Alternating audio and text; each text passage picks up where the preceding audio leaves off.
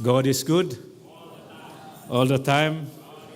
Puji Tuhan. Terima kasih pelayanan pujian dan penyembahan bahwa sesungguhnya Tuhan Yesus itu adalah sangat-sangat baik dan sungguh-sungguh baik dan tidak ada tandingannya. Dan itulah sebabnya kita mampu dan itulah sebabnya kita dapat meneruskan kehidupan kita pada hari ini. Sesungguhnya itu adalah atas dasar kasih Tuhan bagi kita. Terima kasih juga kepada jemaat Tuhan yang melawat jemaat kita di Tiris.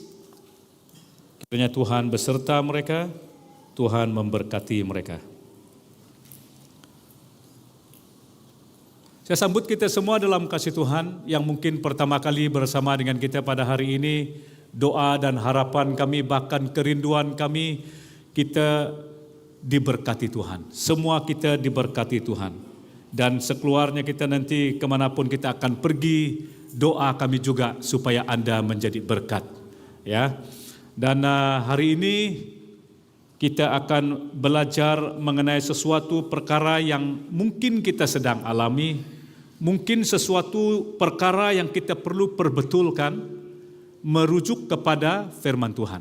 Ya. Anak kelas remaja ada ya, remaja. Yang jelas sekarang bahwa saya dan saudara kita hidup di dunia yang banyak perubahan. Dalam bidang sains, teknologi, politik, ekonomi, yang juga boleh kita katakan memberi kesan kepada kemajuan yang berlaku di dalam dunia ini. Apakah dia meningkat, menurun, semuanya itu ada kesan bagi kita semua. Tidak kira kita sebagai orang yang percaya Tuhan maupun orang yang tidak kenal Tuhan. Sesungguhnya ada beberapa perkara yang tidak berubah. Apakah dia? Kita boleh katakan ianya sebagai yang bermaksud kemiskinan, bencana kebuluran, peperangan yang kita dengar sana sini, desas-desus peperangan, jenayah, kesakitan, penyakit, kematian, bahkan hati manusia. Sekarang kita sendiri yang mengalami keadaan kehidupan ini, yang telah diwarnai dengan masalah dan kejahatan yang kita tempuhi di dalam dunia nyata ini, yang menimpa tidak kenal siapa. Perjalanan kita diharapkan baik dan mulus, tetapi pada hakikatnya kaki kita tersentak dan sukar untuk kita meneruskan langkah kita dengan atas alasan yang kita boleh katakan kesukaran, kesulitan, kesusahan, bahkan kepahitan. Bahkan juga yang menjadikan kita melangkah tidak seperti yang kita harapkan adalah juga ajaran-ajaran yang kita terima di sekitar kita. Kita merujuk kepada media massa, kita merujuk kepada hal-hal yang di luar, dan kita tidak merujuk ataupun kembali kepada firman Tuhan. Semua perkara yang kita anggap baik, semua perkara yang kita sendiri anggap benar, tetapi pada hakikatnya menurut firman Tuhan tidak baik dan tidak benar. Dan itulah sebabnya kita ketahui bahwa hari ini perkara-perkara yang membuat jemaat Tuhan itu tidak mengerti tentang apa yang mereka lakukan adalah karena mereka menghadapi keadaan-keadaan yang sedemikian dan mereka tidak tahu apa yang mereka lakukan. Sehingga apa yang telah kita perhatikan dalam beberapa waktu ini, ya, sedang kita belajar melihat dan memperhatikan kehidupan gereja pada hari ini, yang pastinya juga berlaku di kalangan gereja Bumi Putra, gereja yang sedia ada di Sarawak. Sedih sekali kita mendengar, sedih sekali kita mengurus hal-hal yang sedemikian. berlaku kepimpinan yang tidak sehat, berlaku sesuatu yang tidak baik dalam gereja. Pemimpin gereja menggunakan kuasa dengan tidak baik. Mereka menggunakan keuangan gereja tidak dengan cara yang tidak betul, sehingga mereka menghadapi keadaan krisis. Yang pastinya perkara-perkara yang sedemikian dipandang dan dilihat ianya adalah sesuatu yang berat. Apatah lagi bagi kita yang sedang mengalaminya.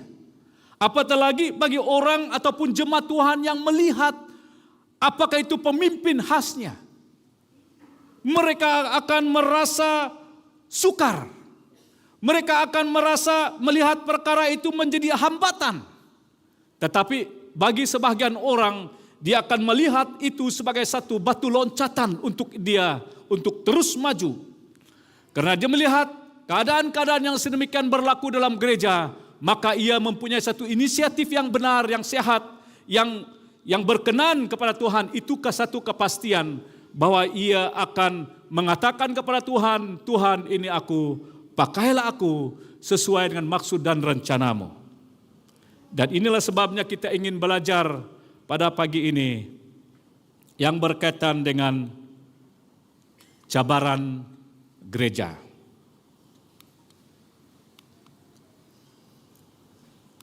Mana slide-nya? Lagi.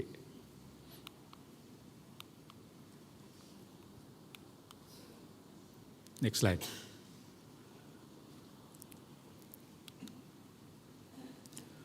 Cabaran yang dihadapi gereja, yang dihadapi oleh saya dan Anda. Cabaran itu membawa maksud, artinya adalah sesuatu faktor yang menguji kemampuan seseorang atau sesuatu organisasi. Cabaran inilah yang kita ingin tekan, yang ingin kita lihat. Dan yang pastinya sesuatu hal yang kita perhatikan pada hari ini, yang boleh kita katakan cabaran yang dihadapi oleh ataupun faktor yang menguji kemampuan kita. Ya, kita boleh katakan ianya sebagai, next slide, doktrin dan pendirian yang menolak nilai-nilai keagamaan dalam kehidupan sosial. Mereka ini tergolong orang yang semakin cenderung menjauhkan diri daripada persekutuan ataupun keagamaan. Itu adalah berpunca daripada doktrin dan pendirian mereka. Dan prinsip dan tindakan masyarakat modern juga cenderung lebih fokus pada diri sendiri dan kepuasan pribadi, sehingga mengabaikan keperluan dan pelayanan dengan sesama. Di mana juga kita perhatikan bahwa gereja sering menghadapi perpecahan karena ada konflik dalaman. Sedang kita mengurus bahagian ini, mereka katakan kami yang benar. Kita baru berjumpa dengan bagian yang kedua, mereka katakan mereka benar. Bahwa sesuatu yang kami lakukan menjurus kepada firman Tuhan. Mereka gunakan firman Tuhan untuk membenarkan diri mereka. Perkara-perkara yang sedemikian berlaku di gereja Tuhan pada hari ini.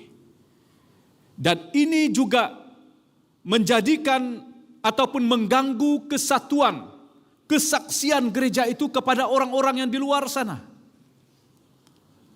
Malahan perkembangan teknologi yang pesat itu juga mempengaruhi cara gereja berkomunikasi dengan jemaat secara meluas.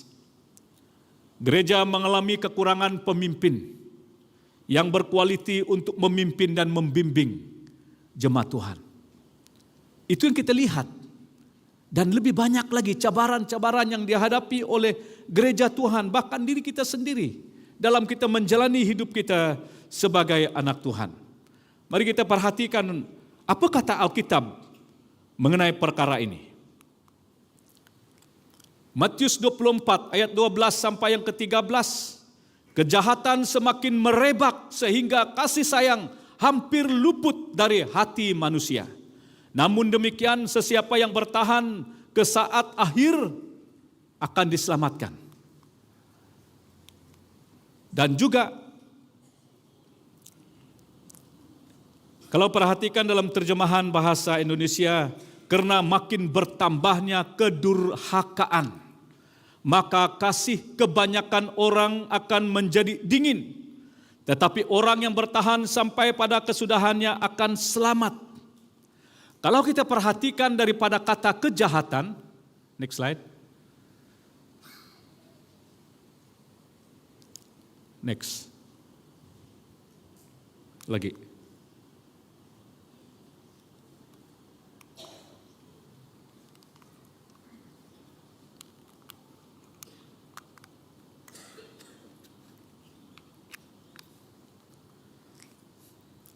Ini menurut kamus. Kejahatan itu kelakuan perbuatan yang jahat, keadaan yang buruk biasanya berkenaan dengan rasa sakit dan penderitaan yang dikaitkan dengan ketidaktaatan terhadap kehendak Allah. Itu menurut kamus. Tetapi kalau kita melihat dalam versi asli maksud daripada ayat itu, dia adalah mental yang tidak mengindahkan hukum. Itu yang dimaksudkan daripada kata kejahatan, kedurjanaan, kedurhakaan menurut bahasa Indonesia. Tetapi menurut kata aslinya adalah mental yang tidak mengindahkan hukum. Itu yang dikatakan menurut kata kejahatan. Perkara yang sedemikian inilah yang berlaku, saudara, di mana ianya berkait dengan akal fikir manusia. Dan juga kita boleh katakan daripada arti kata mental itu adalah proses intelektual. Apapun yang kita akan bahas, yang kita sebut tentang mental yang tidak mengindahkan hukum, kita juga ada kaitannya dan hampir kita juga bahas artinya sama juga daripada kata kejahatan. Kejahatan itu terlihat semakin merebak di dunia ini. Kita boleh umpamakan dia seperti penyakit yang berjangkit. Dia berbahaya sehingga merebak dengan cepat, sehingga mengakibatkan kematian. Kejahatan berpunca terutamanya dengan perkembangan teknologi dan akses yang mudah terhadap informasi yang memungkinkan tindakan kejahatan dilakukan dengan lebih mudah dan cepat. Dalam pengertian yang lain tadi dikatakan kedurjanaan makin bertambah. Ini yang kita boleh tekankan daripada maksud yang menurut bahagian ini adalah berpunca daripada ajaran palsu yang meningkat, menyesatkan banyak orang, sehingga itu mengakibatkan kematian rohani, saudaraku. Dia akan menjadi skala kecil menjadi skala yang besar kalau ianya tidak diurus ataupun ditabir urus dengan cara yang baik. Sebab mereka menyelusup masuk melalui media massa yang tak terkawalkan, FB dan lain-lain, seperti yang disampaikan oleh hamba Tuhan yang menyampaikan firman Tuhan kemarin. Tanpa kita menyadari hal-hal itulah yang menjadi satu cabaran yang tidak dapat kita kawal itu. Ianya akan mengakibatkan kasih kebanyakan orang akan menjadi dingin, ataupun kasih sayang hampir luput daripada hati manusia. Semuanya itu berpunca daripada ajaran yang tidak benar.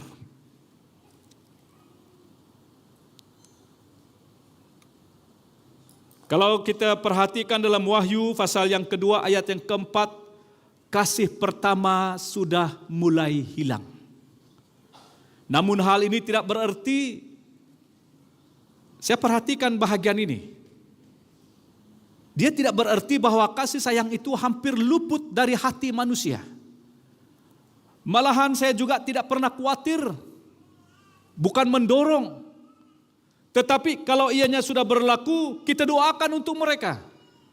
Bagi mereka yang meninggalkan iman mereka, mereka berkawin dengan orang yang tidak sehaluan.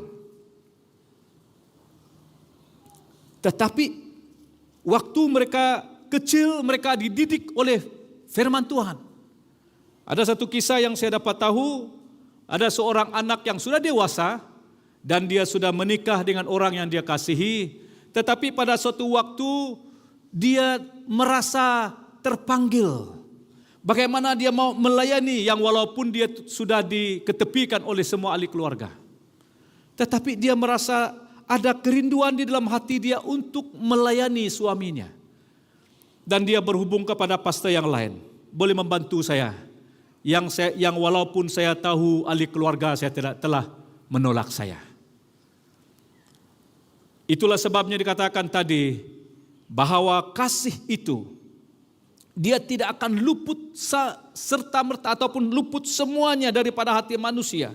Meskipun terjadi banyak kejahatan di dunia, juga pasti yang kita yakin dan rindu bahwa kasih sayang itu tidak akan pernah hilang. Dan dia ada di dalam setiap hati anak Tuhan. Sebagai orang Kristen, saya terpanggil dan kalian juga harus terpanggil menjadi terang dan garam dunia, yaitu memberi kasih sayang, belas kasihan dan kebaikan sesama sebagai cermin dari kasih Allah yang telah diberikan kepada kita, yang pastinya itu akan dilahirkan, akan dinyatakan kepada orang yang ada di sekitar kita. Sebab pada hakikatnya saya dan saudara, mau tidak mau, kita seharusnya menjadi terang, menjadi berkat, menjadi saksi kepada orang lain di tengah-tengah dunia yang penuh dengan keseraman dan kegelapan ini. Dengan menerapkan kasih ataupun nilai-nilai kasih, belas kasihan. Next.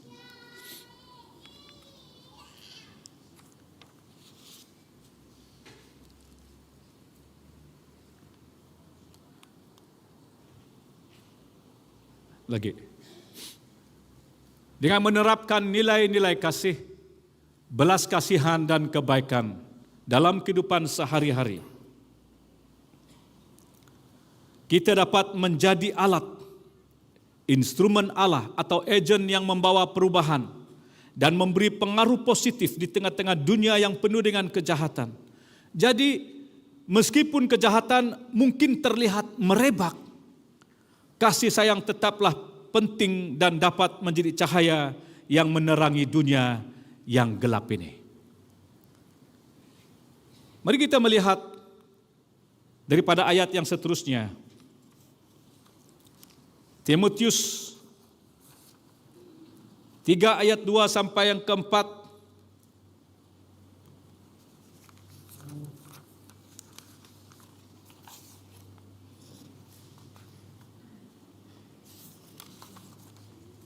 Mari bersama kita baca ini. Ini yang dikatakan keadaan manusia pada akhir zaman. 1, 2, 3.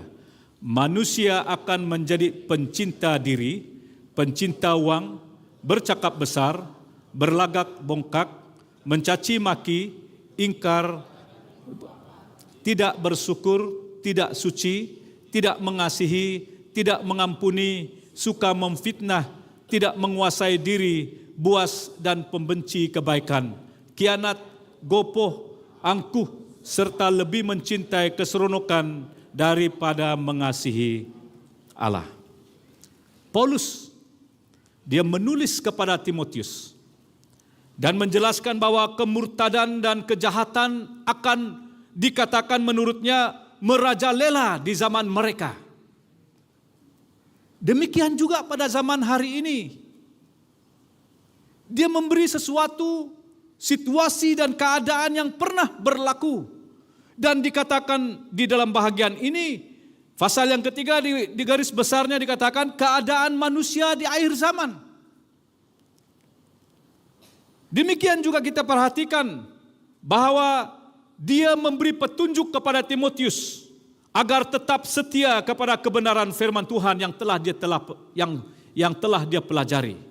Di mana Paulus dia mengajar mengenai tujuan tulisan suci dan mengakhiri suratnya dengan mendorong Timotius untuk tekun memenuhi tugas pelayanannya. Kalau kita perhati pada pasal yang kedua, dia memperingatkan bahwa kita dipanggil untuk ikut menderita. Dalam Matius 24 ayat yang ke-13, demikian juga dalam Matius 10 ayat yang ke-22, kamu akan dibenci semua orang karena namaku, tetapi orang yang bertahan sampai pada kesudahannya akan selamat. Dan di sini dikatakan, menurutnya dalam pasal yang ketiga dikatakan keadaan manusia pada akhir zaman. Dalam catatan 2 Timotius seperti yang kita baca tadi, terdapat gambaran tentang sikap negatif yang dapat ditemukan dalam diri manusia. Terdapat 18 sikap negatif yang disebut dalam teks ini, yang menjadi cabaran saya, menjadi cabaran gereja kita pada hari ini. Kita lihat hal ini daripada sudut negatif dan positif. Dengan mengenali dan menyadari adanya sikap negatif di dalam diri manusia, kita sebagai umat Tuhan, umat Kristen dipanggil untuk terus berusaha untuk mengatasi dan mengubah sikap-sikap tersebut menjadi pertaubatan, menjadi pertumbuhan rohani, menjadikan kasih Allah yang mengubah hati dan pikiran kita. Perhatikan, mari kita melihat cabaran dari sudut pandang negatif. Kita boleh mengambil satu arti daripada kata materialisme, adalah kecenderungan untuk memiliki harta benda dan kesenangan jasmani melebihi hal-hal rohani. Kalau kita perhatikan bahagian ini, dikatakan dalam arti kata materialisme ini adalah salah satu fahaman. Ini menurut Kamus Dewan, Kamus Dewan edisi 4. Arti daripada kata materialisme. Dia membawa maksud fahaman ataupun falsafah yang mempercayai bahwa bendalah yang menyebabkan adanya dan terjadinya segala sesuatu dalam dunia ini. Ini menurut Kamus Dewan Bahasa edisi keempat. Dia merupakan yang mempercayai bahwa bendalah yang menyebabkan adanya yang terjadi segala sesuatu dalam dunia ini. Perhatikan dengan jelas di mana kita dapat menemui kecenderungan ini yang kelihatan, yang kita boleh saksikan di dalam setiap ataupun kehidupan seseorang itu melalui sifatnya. Dia adalah seorang yang ingin menjadi kaya. Next.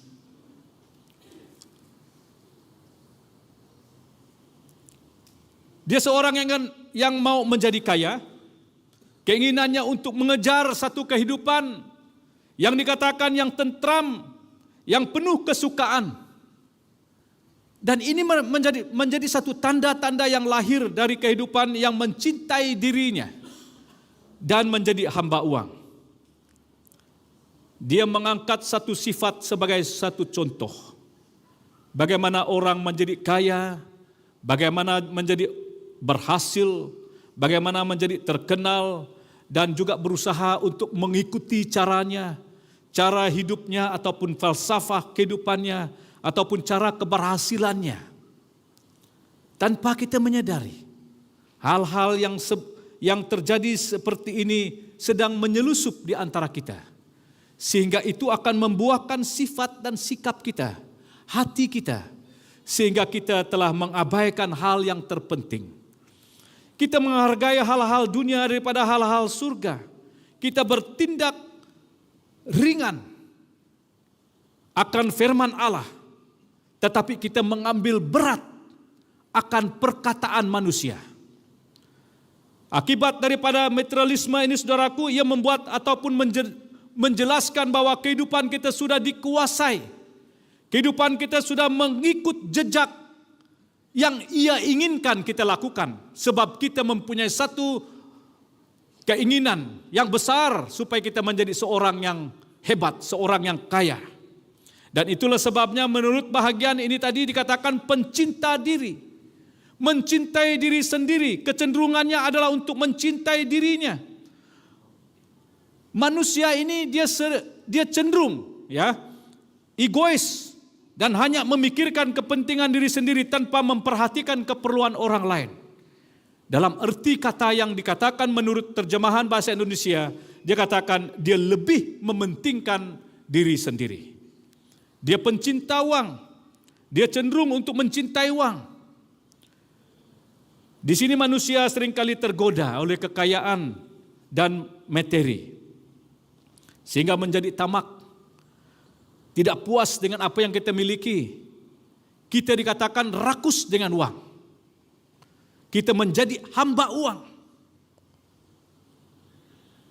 Ingat 1 Timotius 6 ayat yang ke-10e berkata, akar segala kejahatan adalah cinta akan uang. Orang yang dikatakan pencinta uang, menurut 1 Timotius ini adalah merupakan akar segala kejahatan.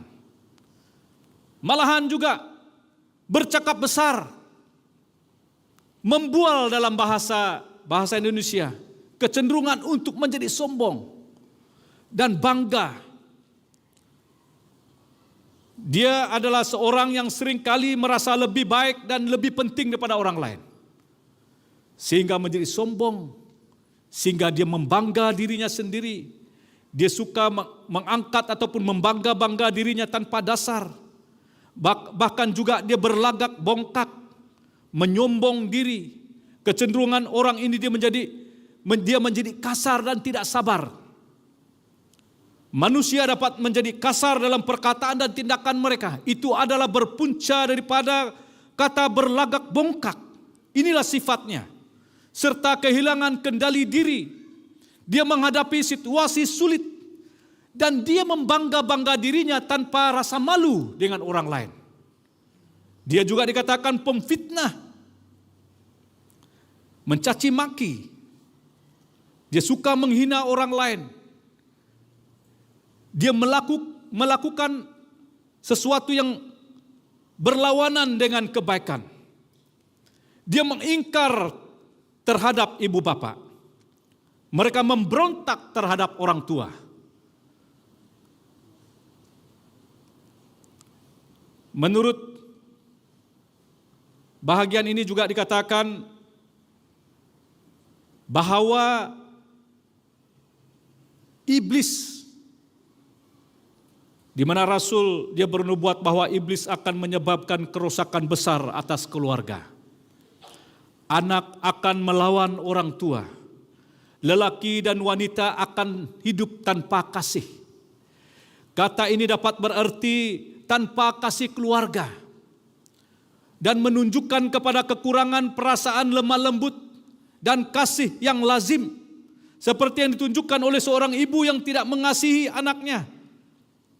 Dan dia sanggup membunuh anaknya, menggugurkan kandungannya. Seorang ayah yang mengabaikan keluarganya, anaknya yang tidak memelihara orang tuanya. Dan juga berlaku di mana mereka ini tidak pandai bersyukur, tidak pandai berterima kasih. Ini merupakan bahagian yang ketujuh. Kecenderungan untuk menjadi tidak bersyukur dan tidak mengasihi. Mereka ini seringkali lupa untuk bersyukur atas berkat yang diterima. Kurang dalam kasih terhadap sesama. Hidup mereka tidak suci. Mereka tidak mempedulikan orang lain. Dalam hal yang dikatakan tidak mempedulikan agama.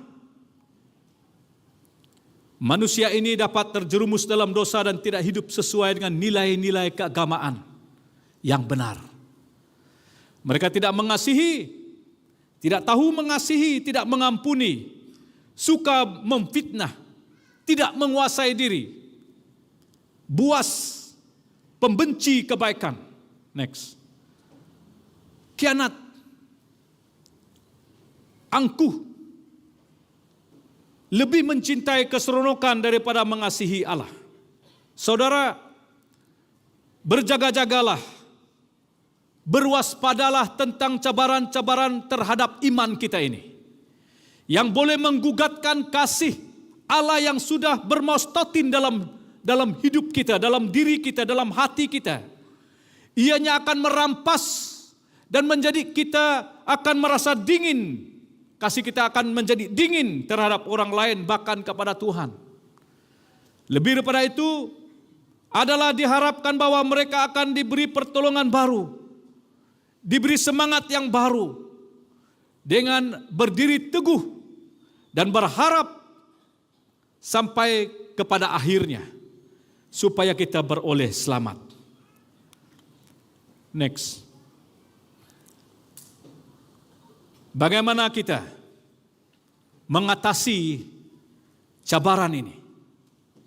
Bagaimana gereja kita terus memperkuatkan dasar kebenaran firman itu dalam diri kita, dalam gereja kita.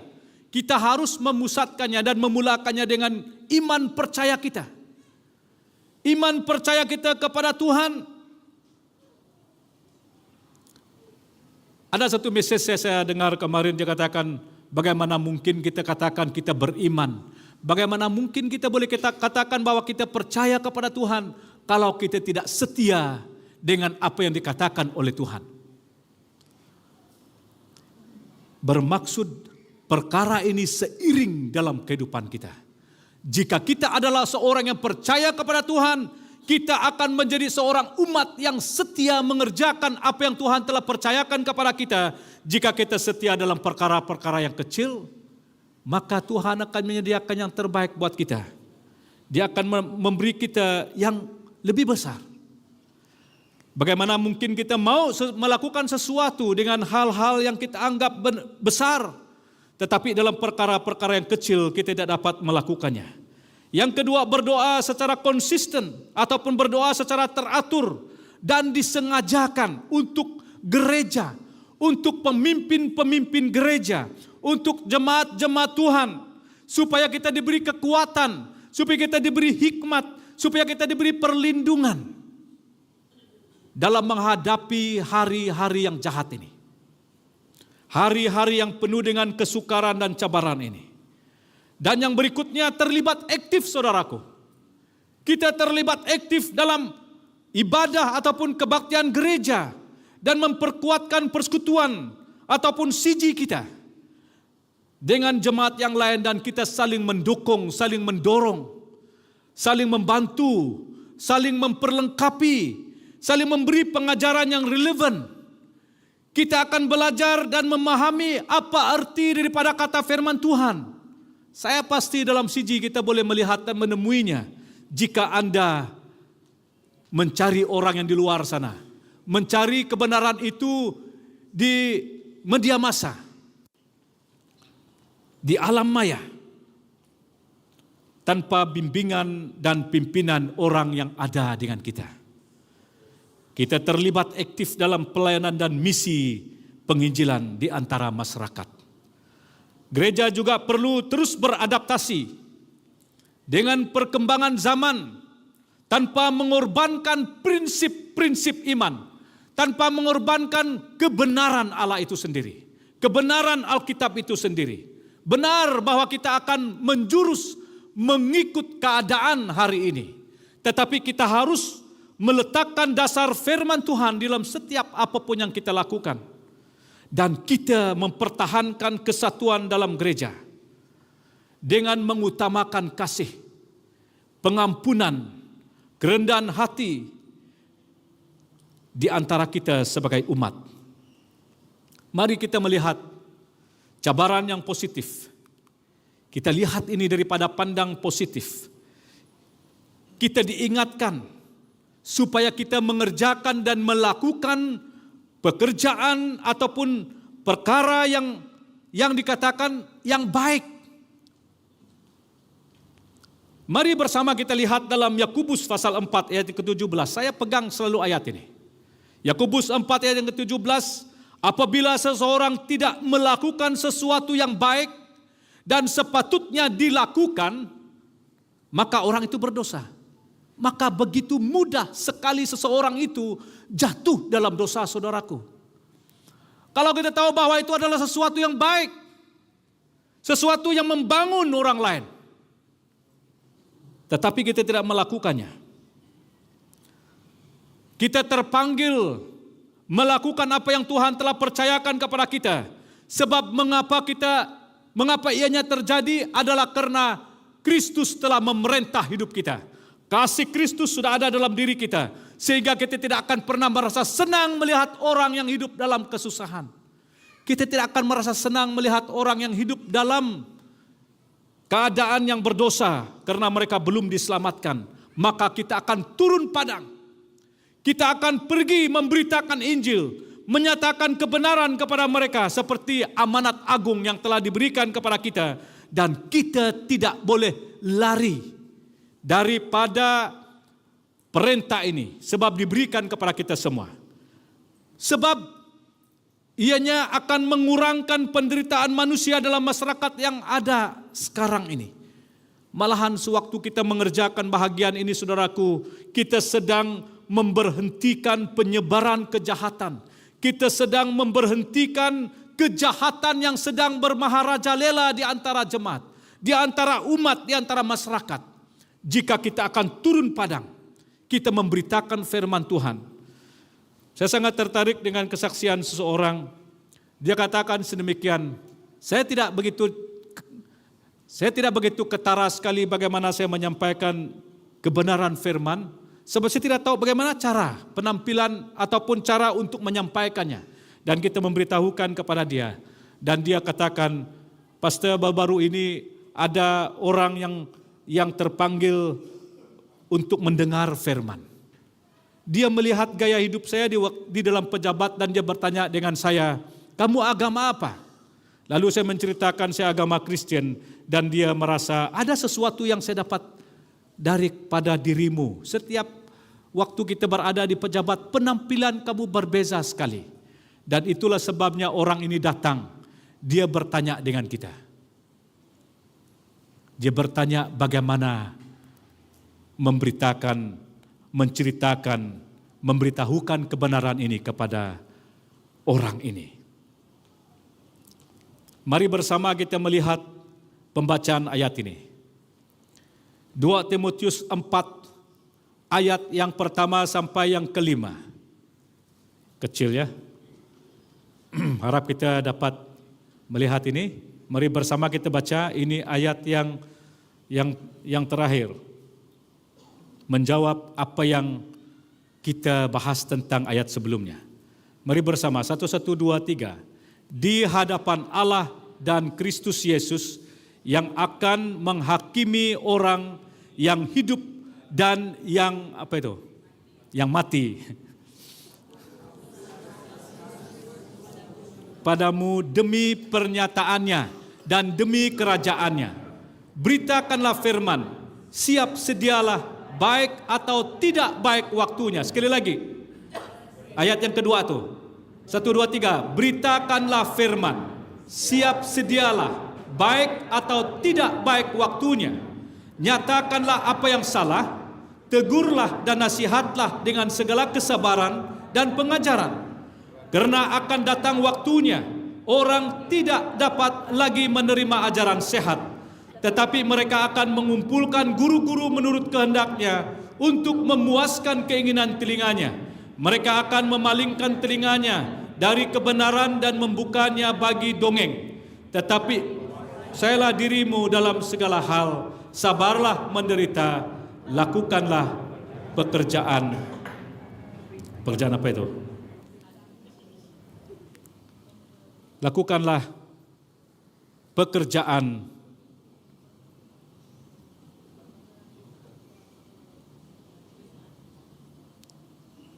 tidak, dia habis dengan dongeng itu dia.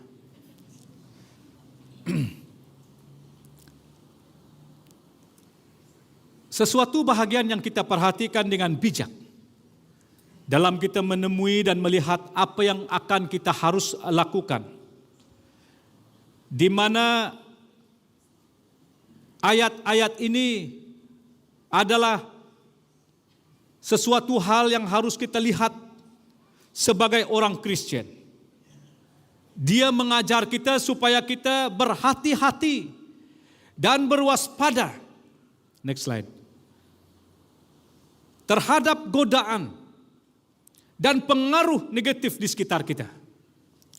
Kita harus berusaha untuk tidak terpengaruh oleh perilaku dan sifat-sifat yang disebut dalam ayat tersebut. Dalam pasal yang ketiga tadi.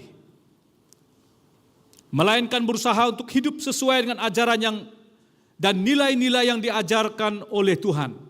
Kita juga harus selalu mengutamakan kasih, kebaikan dan kesetiaan kepada Allah dalam segala hal yang kita lakukan. Selain itu, kita juga harus berusaha untuk menjadi teladan yang baik bagi orang lain dan memperlihatkan kasih Allah kepada sesama. Saya jemput pemain musik, kita nyanyikan satu lagu. Dunia penuh dengan kejahatan, sedangkan kita menjalani hidup di tengah-tengah dunia ini. Justru perjalanan kita tidak akan mudah. Perkara ini akan membuat mata kita tidak terlelap, kaki kita tidak akan pernah terhenti, mulut kita tidak akan pernah diam. Sebab saya dan saudara adalah umat pilihan Allah. Kita memiliki visi, kita memiliki misi yang telah diberikan Allah kepada kita. Jadikanlah cabaran-cabaran ini sebagai kekuatan kita. Kita boleh melihatnya daripada pandang sudut negatif, tetapi kita harus melihat bagaimana kita akan mengerjakan bahagian kita. Oleh yang demikian, marilah kita sentiasa mempersiapkan diri kita dalam menghadapi dunia ini. Sebab bersama Kristus kita mampu menghadapi hari esok. Dan kita juga tahu adanya kita, mampunya kita, kuatnya kita, semangatnya kita, itu adalah berpunca daripada Kristus Yesus. Apa yang kau banggakan tentang dirimu? Kalau bukan Kristus yang menjadikan engkau dengan adanya kamu hari ini. Maka dengan itu marilah bersama kita nyanyikan nyanyian ini sebagai nyanyian pengucapan syukur kita kepada Allah. Mari kita berdiri semua, kita katakan, I love you Lord.